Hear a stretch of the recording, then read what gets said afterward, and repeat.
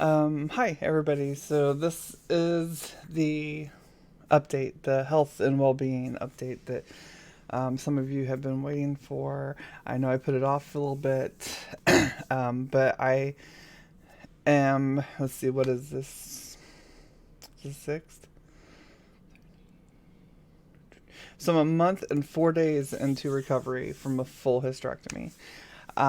Before I get into what they found, I wanted to make this kind of like a uh, informative recording. Also, I'll explain what was going on with me for the past 8 years.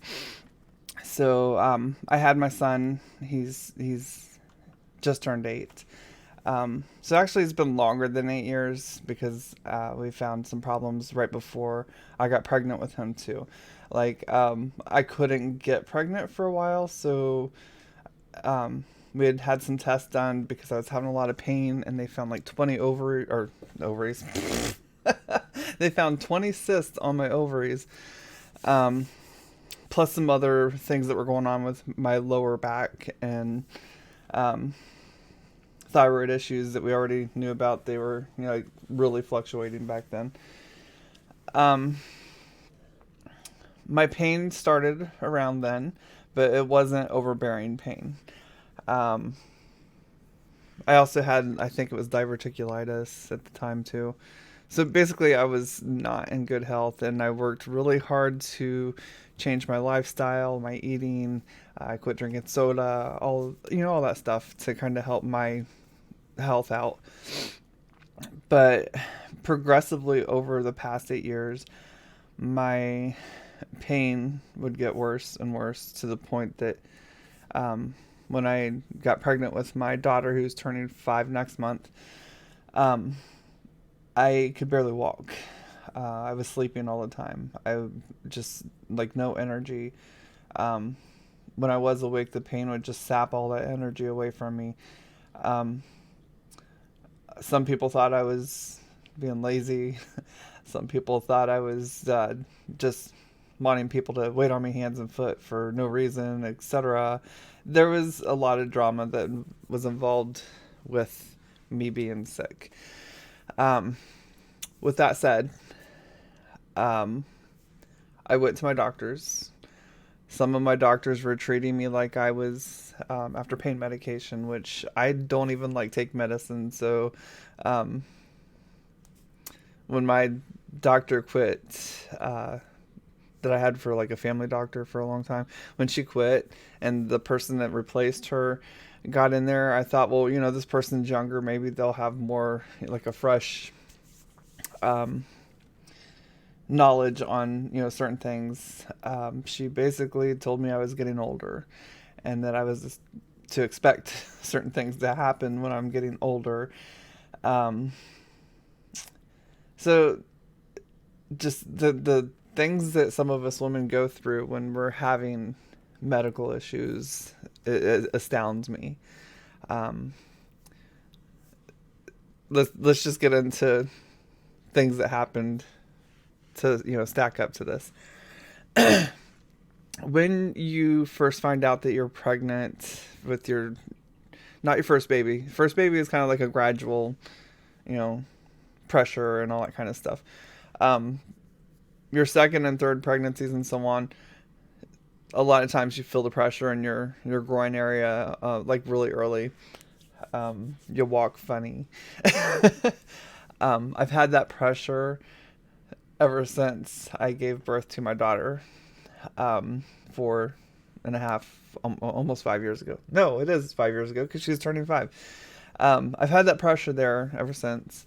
My gynecologist had mentioned that my uterus seemed a little larger when I went in for my 6 week visit, but she assumed that it would go down or whatever.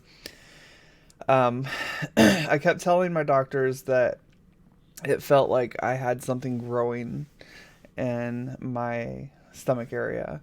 Like it felt like I was still pregnant. So I, kept going in for, different things that were happening. Like even my breathing, it was hard to breathe sometimes.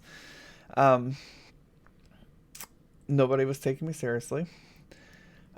We moved away from those small towns that we were living in, and we moved to a bigger college town that actually has like medical schools and all that stuff. And the doctor I have now is fantastic. She is a godsend.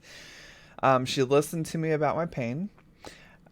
She said, "Let's get to the bottom of this." We went from like one thing to the next to see what was going on. We did some blood work because I was having some really strong pica. We did some blood work. We saw that I was anemic. This is after I was like getting worse and worse and worse. She started to worry about kind of like I was getting these periods that were like really long and really messy. Like I would go through a pad in a half hour overnight. Pads in a half hour. She called my period a puppy pad period because we'd put a puppy pad underneath me wherever I was sitting. She supplied me with the medical ones they use. You know, when you're giving birth and they put those blue and white pads under you. Yeah, they gave me those because I was having that much of an issue. I became anemic several times. The first time we found out, I almost had to get a transfusion. The second time we found out, because we had worked for months to get my numbers back up.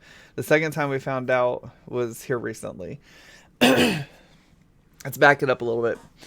I was supposed to have my surgery in December and then also in January. We had issues with the insurance that I had at the time. They were messing around, like they were trying to prolong me not getting the surgery. They were my doctor was fighting for me because my doctor sent me to an oncologist in nearby town who specializes in the issues, you know, cancer and all that kind of stuff. He wanted me to get it out immediately. They wouldn't let him. So he was fighting for me. I was like, you know, maybe I should just go ahead and switch insurances because everybody was saying that this insurance I had would not cover a lot of women things that need covered. So I switched insurances when we were allowed to. And the insurance was okay with me getting the surgery, but then COVID happened.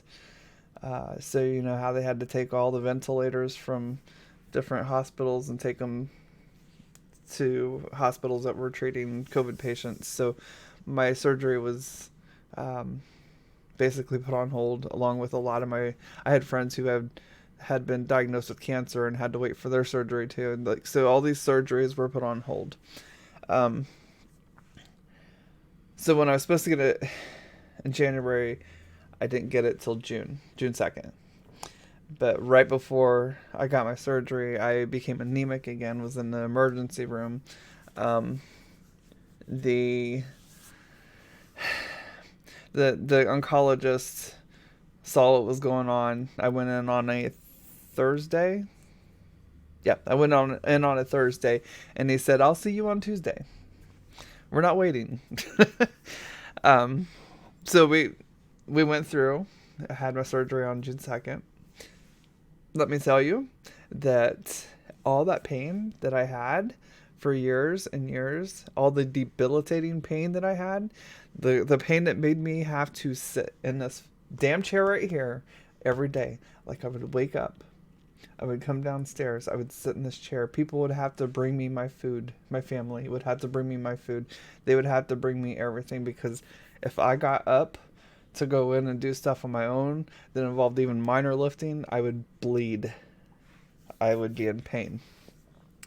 And I'm not talking small pain. It was excruciating pain at times. I got done with surgery, and you know, you're in a lot of pain from the surgery itself, but I noticed that all the pain that I had before was gone. All the pain that I had after surgery was new pain to me because, you know, I've never had things removed. Not like that. So, I was very thankful for that because the back pain had just become part of my daily existence. The pressure on my hips would cause pain down my legs or numbness. Sometimes I couldn't feel my feet. Sometimes my feet would blow up and be swollen, and so all that just vanished, gone. It was no longer there. um, the recovery was a bit rough for the first week. Things I didn't know ahead of time was that my bladder and my bowels. It's kind of like I had to retrain myself to go to the bathroom, and it hurt. Um, the medication helped, so sometimes I would wait until I took my medication and then go to the bathroom. Um, but it was just something that over time it got better. It seems like a small portion of all the other crap I was going through. So the second week I started to get a little bit more mobile. I did have to watch myself because on all my excitement of not being in pain and being able to like actually smile throughout the day, I would try to pick stuff up and that would hurt. So if you do get a hysterectomy, take it easy. Let other people help you for the first however many weeks or months that it takes for you to heal. Um, with all that said, because how many minutes am I into this? I don't know. With all that said, let's get to what they found. I did get a phone call before I got the full pathology report to inform me that there was no cancer in my fibroid, but they did find a fibroid during surgery. I'm going to read to you what I wrote to my Discord community so that it's easier for me to keep up with it. Okay, so as we all know, I had my hysterectomy done on June 2nd. Most of the people in this Discord have been with me through the last 2 years of my health deteriorating rapidly, very rapidly. I opted for a full hysterectomy. Ovaries, tubes, uterus, and cervix are all removed. I am just a vagina down there. A girl's got to keep something. We went in knowing that my uterus was the size of a first trimester pregnancy. My actual measurements at removal, my actual measurements at removal were 10.9 centimeters. A normal uterus is around 7 to 0.8 centimeters. The fibroid was in the lower uterine segment, which is like right above, like you have your cervix, and then you have your lower uterine segment, and then you have like the top part of your uterus. So the fibroid was growing in the wall right next to my cervix. So that explained why every time I moved, shifted, laid down, set up, I would bleed profusely. It would also explain why when I was sitting up, if I was on my menstrual cycle, I wasn't bleeding until I would stand up and it would feel like a river. Sorry, that's TMI, but this is part of what I was going through. It was blocking the cervix a little bit until I would stand up and it would just do its thing. Or if I was laying on my side and then rolled over, I would just. That's why I had the puppy dog pad things. They didn't provide the measurements of the fibroid, but there was an extra 3 to 4 centimeters in size to the wall of my uterus. When they remove your uterus, your tubes, your ovaries, and all that stuff, usually that'll weigh around 64 to 68 grams. Mine weighed in at 153 grams. And then, as I referred to before, I used to get all the ovary cysts and such. I had cysts on my ovaries again, which they had seen in scans before I got the surgery. But they also noticed that there was a cyst inside of my fallopian tube. So if you've ever heard of like ectopic pregnancies or had one, that's kind of like what that was doing. It was growing inside of my fallopian tube. So I was glad I had all that stuff removed.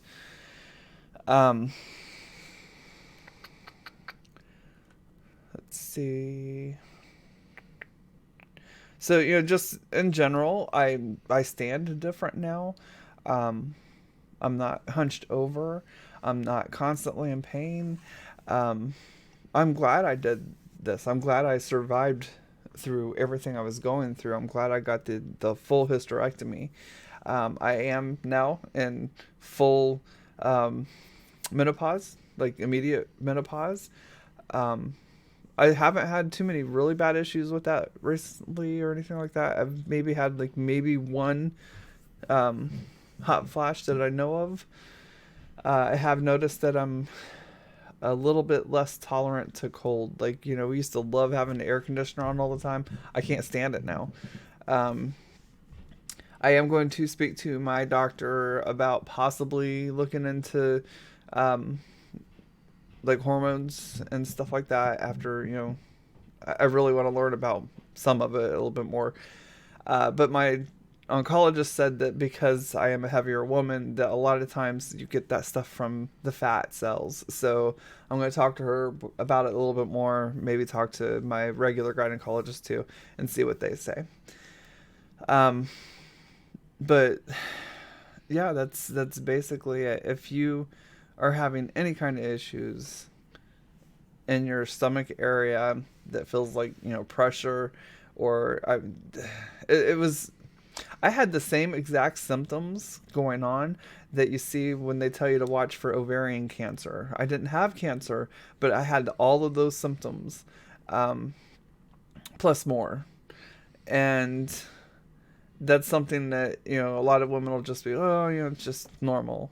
It's not. Go get it checked out. If your doctor doesn't want to take it seriously, go see a different doctor. I went through 4 doctors before I finally got one that took me serious and sent me to a specialist. So, if you know something's wrong with yourself, don't just put it off. Don't let them tell you. You're just getting older. I'm in my 40s. Um, I have a lot of life in me.